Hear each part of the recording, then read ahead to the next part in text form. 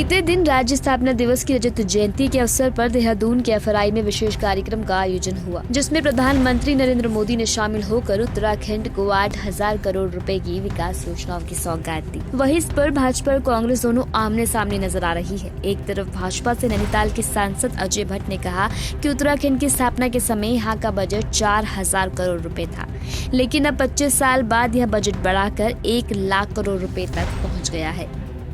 मार्गदर्शक और हमारा प्रेरणा स्रोत, ऐसा उनका उद्बोधन था। जो कहा उन्होंने सही कहा, क्योंकि मैं तो उत्तराखंड राज्य के आंदोलन से लेकर राज्य बनने तक का, घोषणा होने तक का इसका प्रत्यक्षदर्शी रहा हूँ। मैंने उत्तर प्रदेश की विधानसभा में भी उत्तराखंड राज्य बनना चाहिए करके पहली बार मैंने उठाया था, और थोड़ा उस समय जोश खरोश ज़्यादा था, ज़्यादा ही कह दिया था, तो उसमें थोड़ी सी डांट भी पड़ी थी, इतना ज़्यादा क्यों बोले।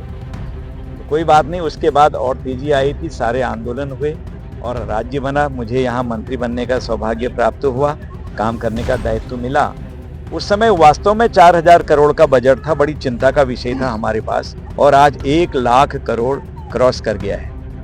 आज हम हर चीज़ में आगे बढ़ गए, कोई चीज़ में हमारे पास कमी नहीं है। एग्रीकल्चर में आगे हैं। आज आप देखिए, जमरानी बांध और सौंग बांध दोनों का आज ही प्रधानमंत्री जी ने एक किस्म से लोगों को समर्पित ही कर दिया और कहा कि बिल्कुल पैसे में कमी नहीं आने दी जाएगी। वैसे भी 5,000 करोड़ रुपए से ज़्यादा अभी तक हमारे पास आ चुका है। तो वही कांग्रेस के प्रदेश संगठन उपाध्यक्ष सूर्यकांत धस्माना का कहना है कि प्रदेश की आपदाओं के बाद पीड़ित लोगों की बहुत आशाएं थी प्रधानमंत्री मोदी से, लेकिन उनकी उम्मीदों पर भी पानी फेरा गया है। देखिए, हम आज के दिन कम से कम ये उम्मीद करते थे कि प्रधानमंत्री जी आए तो साफ सुथरी राजनीति हो, वही दोबारा जुमलेबाजी।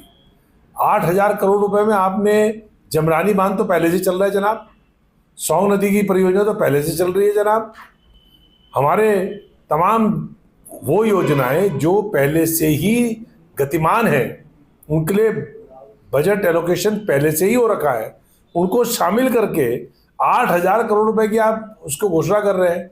62 करोड़ रुपए उसमें से किसानों का जो आप निधि दे रहे हैं वो भी शामिल है।